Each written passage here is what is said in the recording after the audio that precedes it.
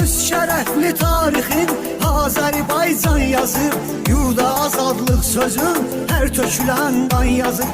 Hər şəhid öz qanıyla bir ayrı dastan yazır. Yazılan o dastanları olmaz unutmaq olmaz.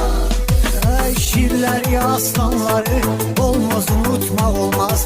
Sanın əziz sanları olmaz unutmaq olmaz. Anamız Azərbaycanın dağ çəkilib köksünə, dağ kimi oğlanları olmaz unutmaq olmaz. Şirləri, aslanları olmaz unutmaq olmaz. Sanın əziz sanları olmaz unutmaq olmaz.